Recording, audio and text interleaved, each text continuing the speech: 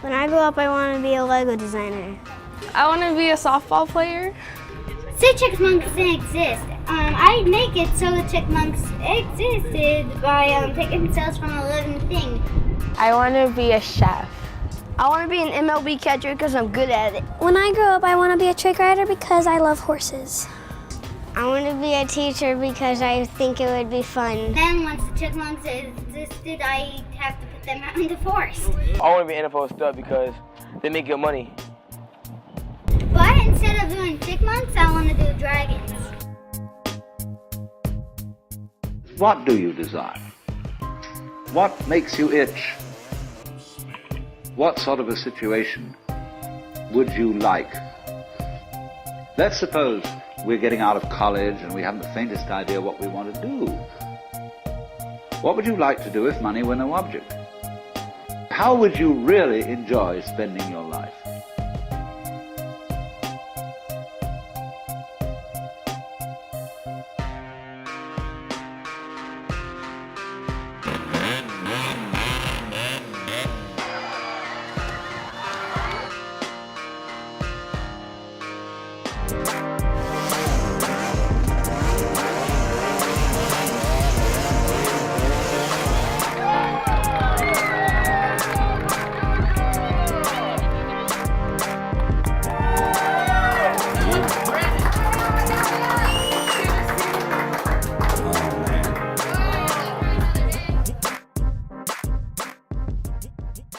My job as a life coach is helping people get to wherever they want to go.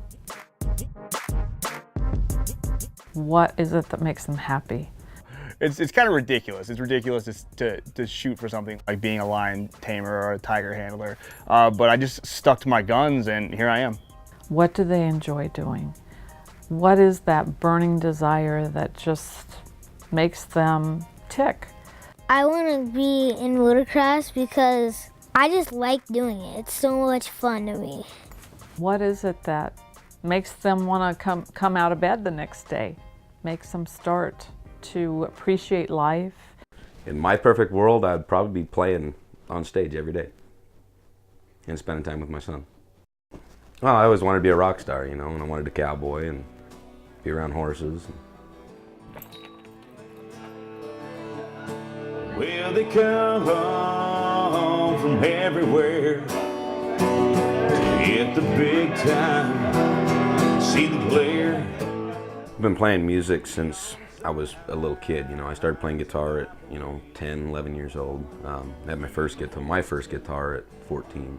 I was inspired by a lot of the older country music, and just kind of always dreamed of doing that someday. It's kind of what I wanted to do. And then, it broke off and went, work on the ranches and stuff like that, learned to shoe horses and stuff, so I opened up my own shoeing business to make ends meet. And I've been doing that now for about 7 years. I train horses full-time. I play in the band full-time and do a solo show every night of the week. My family's helped me a lot, my friends have helped me a lot. My girlfriend has helped me a lot. She stays at home with the kid while I'm out doing what I gotta do, and she never complains really, even though it's hard on her sometimes, but.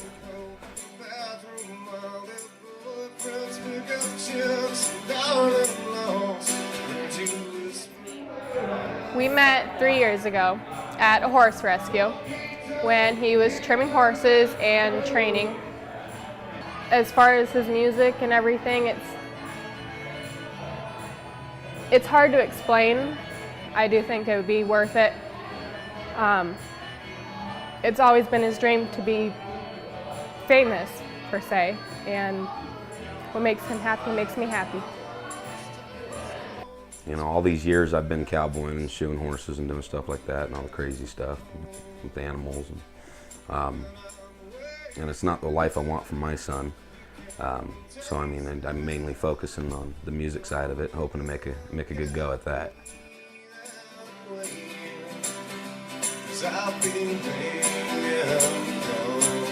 Keep positive, follow your dream, live your passion. My name is Trey and I am 7 years old. I want to be in motocross because I just like doing it. It's so much fun to me. Because when you get air, your stomach kind of feels weird. And I think that feeling feels awesome. And I'm just good at it. My name's Clay Kientz. I'm Trey's dad. My dad helped me because he got one of those toy quads for my birthday, and I got really, really good at it. I just learned from my dad because he used to ride his quad a bunch, and he was really, really good at it. He was about 16 months old when he first started riding.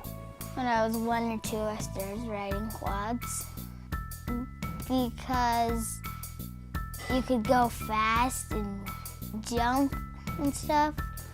I was pretty full throttle until the first time he was out on the track and kind of freaked me out, but. Sometimes I get scared on my quad because there's big jumps and people are going really fast and I'm going kind of slow, and I just don't want to hit one of them or them to hit me.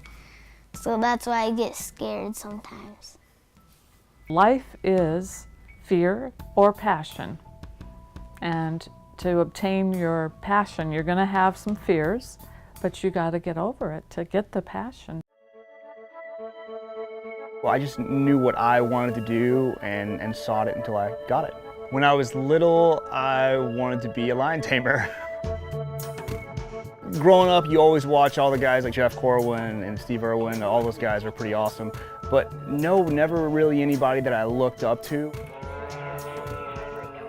Like everyone that does what I do, we all, grew up just loving cats. And I used to pretend to be a jaguar crawling around when I was a little kid. And then I kept doing it to the point where my mom was kind of worried about me. But it kind of panned out. After college, I got a real job in a cubicle to kind of placate the parents, then got bored of that. Went back to school and then just got really lucky and landed basically my dream job working with these awesome predators. I've been out of Africa about 5.5 years now, and I plan on being here for a while. They're gonna have a hard time getting rid of me. Training tigers, being a tiger handler, large carnivore handler, there's not really schools for handling them. So I pretty much learned how to do everything here in-house just by mainly strengthening relationships with the cats, watching other people doing it, and then kind of piggybacking off their relationship to bond with the cats. Jeff joined us several years ago. He has the right personality, he's jovial. The most dangerous part of the tiger is actually the tail. He's childlike in nature, which is what's necessary to be, rather than just stiff and adult-like. You have to be able to play because animals are children. And Jeff fits this perfectly in an admirable way. If Jeff could not do this, if he had to go into accounting or into sales or something like that, it's not that he couldn't do it, but it's not his heart.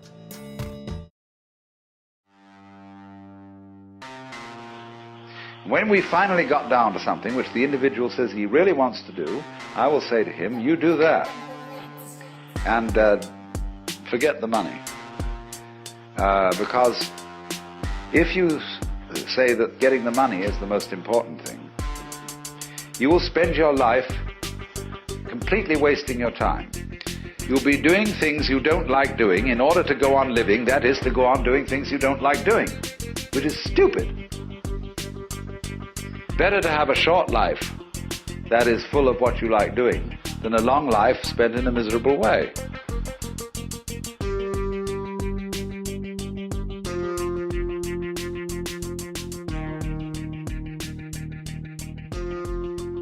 If someone really wants to be and do what they want to do, they will find a way to take care of the people that they need to and still make it work for themselves. Down that street of broken dreams. Well, it's what's keeping me from doing it is money. Is the money on the side of it. You have to have a lot of money to get in anymore. It's a really tough business. It's a lot of heartache, and dreams, smashed dreams, It's the street of the broken dreams.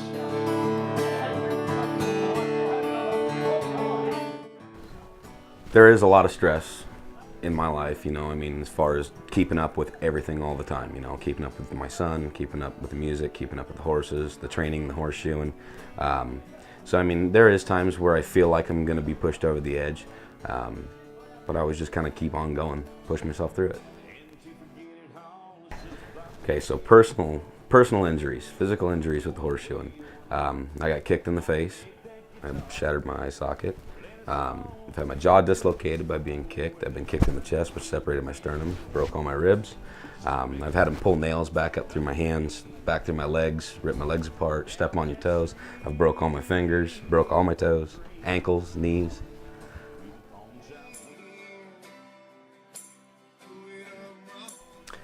By playing in honky tonks, you know, a lot, we have a hard time, you know, we kind of live through the music. So, I mean, we get into that party mode like that, and you want to party with everybody around.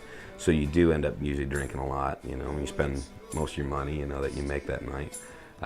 So, I mean, as much as you can stay away from the drinking side of it, the better. You know, I do worry about him drinking too much and having too much fun.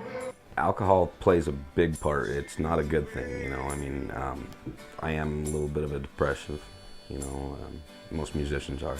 So, you know, by drinking too much, we all kind of go into that depressed state. So it influences, but it also kind of tears you down a little bit. He's gone a lot, especially now with all of his solo stuff as well as the band. And then between me working and him working and then his music, we're hardly ever together anymore, and it's just kind of tough.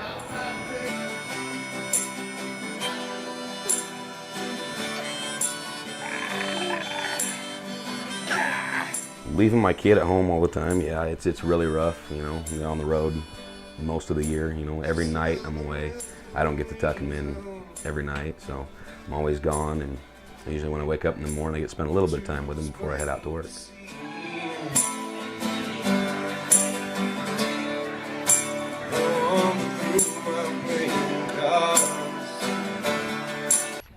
To me, it's important to do the music career because, you know, with the horseshoeing comes a lot of health and physical problems, you know.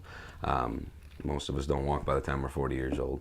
And I want to be there and be able to do things with my kid, you know. So, I mean, playing music to me would be ideal. You know, I can go do a couple shows and then I'd be able to come home. Don't have to worry about any injuries or anything like that. I think everyone should be able to follow their dreams and make it a reality for themselves, because that is what brings true happiness. I think I want to keep doing it until I find another place to race. All the organized racing has gone away basically for quads, so it's kind of my fault too that he's not chomping at the bit to race, because I've got to start him all, you know, I got to get him out and get him running, and life's busy and it's sometimes hard to take that time. I've probably raced at least 5 times, I don't know.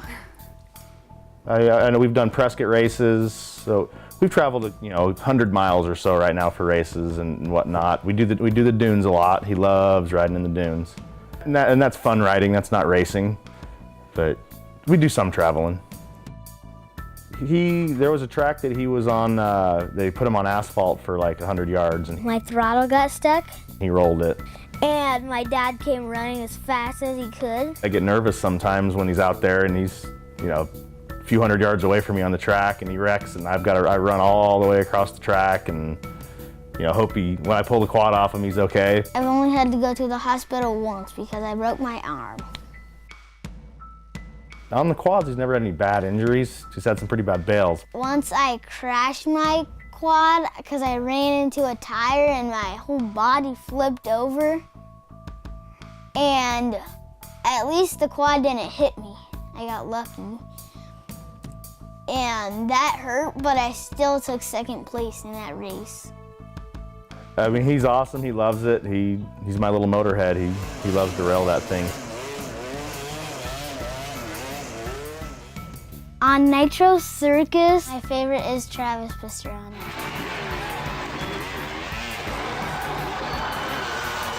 because he's on a show and he does really cool tricks.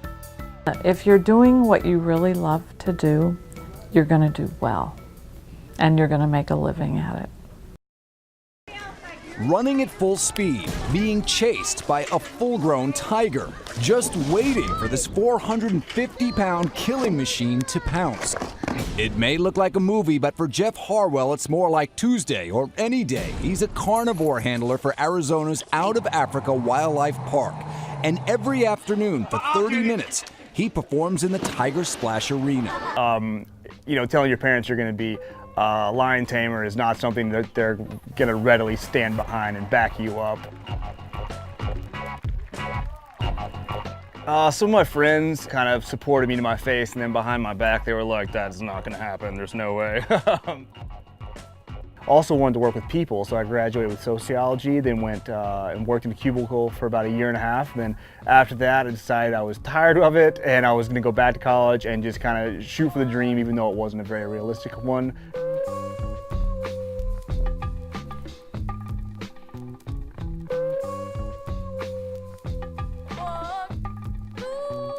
It's so cool. In the morning, it's just easy to get out of bed. It's easy to come to work. I just come and hang out with my friends, my human friends and my animal friends. Sure, I spend a large part of my day picking up their poop, but it's just so rewarding. Wait, I pick up the animal's poop, not the human poop. But the animal friend's poop is whose poop I pick up, generally. I've had a few scrapes, cuts, bites, things like that. Firemen get burned and we get bitten, scratched. My newest one is this one right here. It looks like a shaving accident. And that was from one of my favorite tigers, Liberty, who just accidentally, as she was tackling me, just kind of grazed me with a claw that probably wasn't even really protracted all the way out. But they usually don't even know that they hurt you. Some of my cooler ones have been punctures that landed me in the hospital, not because of the trauma, but just the infection. Cats' mouths are pretty dirty. But it was awesome because it was during the hottest part of the summer, and I just got to sit in the hospital, and nurses brought me food, and there was a Walker Texas Ranger Marathon on. It was actually pretty awesome. We don't breed here. Everybody's spayed and neutered, all the large predators, and that way it allows us to rescue as many animals that need homes as we can. But we just got in 2 little very cute baby black bears who unfortunately they lost their mom because somebody just kind of pulled over on the side of the road when they saw a black bear and shot her. So Fish and Game was able to capture the 2 little babies and then bring them to us. And it's taken a while to win them over, to gain the little baby black bear's trust. Come here. That's my water, and you're using my leg. Well, that's cute.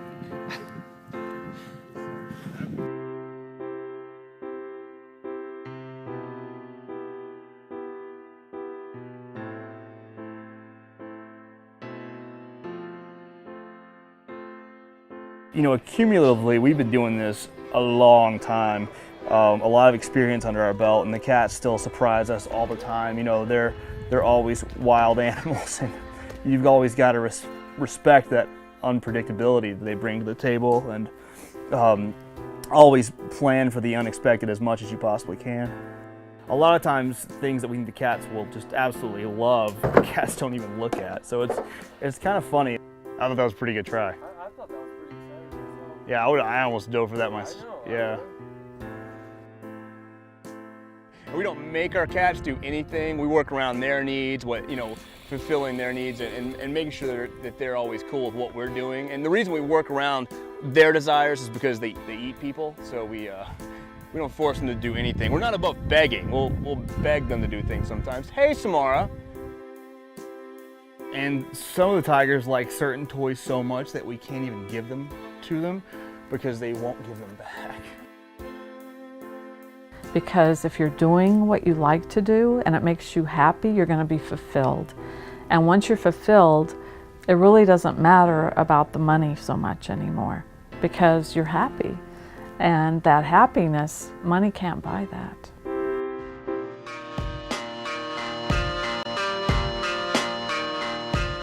And after all, if you do really like what you're doing, it doesn't matter what it is. You can eventually you could eventually become a master of it. It's the only way to become a master of something, to be really with it. And then you'll be able to get a good fee for whatever it is. And anything you can be interested in, you'll find others who are. But it's absolutely stupid to spend your time doing things you don't like in order to go on spending things you don't like, doing things you don't like, and to teach your children to follow in the same track.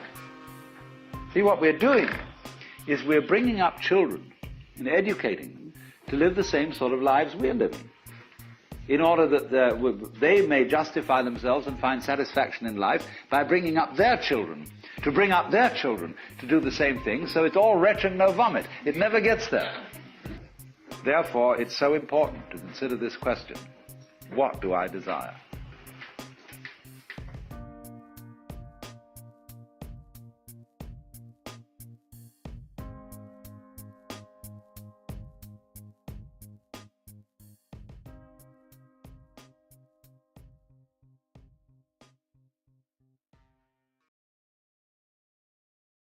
I would rather ride my quad than do a boring job. Get clear on what you really want, what really makes you happy, what makes you alive. Once you get the clarity of what that is, it's just a question of putting it in motion then. My advice to somebody who's chasing their dream and they feel being held back, don't give up. Just keep going. You should keep on doing it and keep on trying. You've got to go for it. If you don't, I mean, it's really tough because you have to put everything in it to even have a shot of getting it. But the more you put in it, the bigger the letdown is if you don't. So definitely have a fallback plan, but you've got to go for it. If quad riding doesn't work out, I'll do football because I like it because it's rough and it's really fun and I've just got really good at it. One of my other dream jobs, you know that show Whale Wars? Those guys are like, I think they're really noble, like keeping those Japanese whalers at bay day in and day out. And I think it'd be really cool to have a job like that. So maybe one of those days, so if I play my cards right, I could be a Japanese whaler. As a professional musician, you know, I'm looking into the future at being that by playing, you know, I'm playing every night of the week, I'm playing every honky-tonk, every nightclub I can play. You know, and I hopefully here soon I'll be going to take a trip up to Nashville or up into Memphis, you know, and just kind of make my go at the open mic sessions and stuff like that. I've told him if he has the opportunity to go and do his music, that he needs to, because it is his dream, although it's a lot of money in the beginning.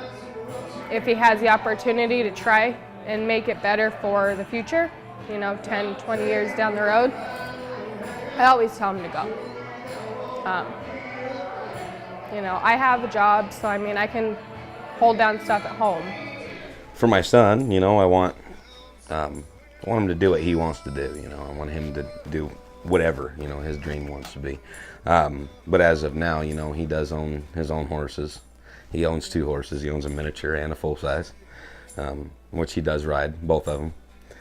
So hopefully, you know, he carries on the cowboy legends.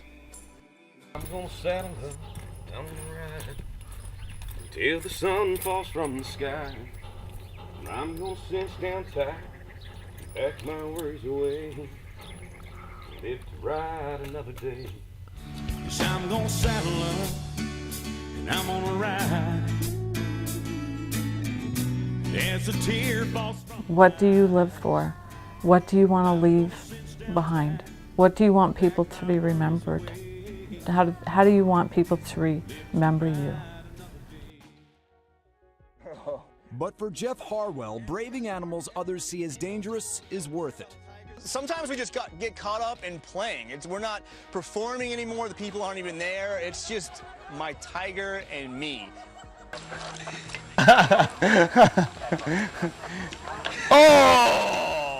Oh no. About 5 years ago while I was cleaning poop, she kind of walked into my life and helped me clean poop. And we've been cleaning poop together ever since. She's my dream girl and I used my dream job to help me propose. I had one of my tigers, Liberty, wear the ring around her neck and lay on top of Courtney, and the ring was just kind of dangling over.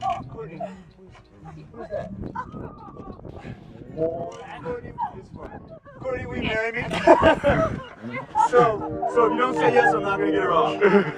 Will you marry me? Say everybody can hear you.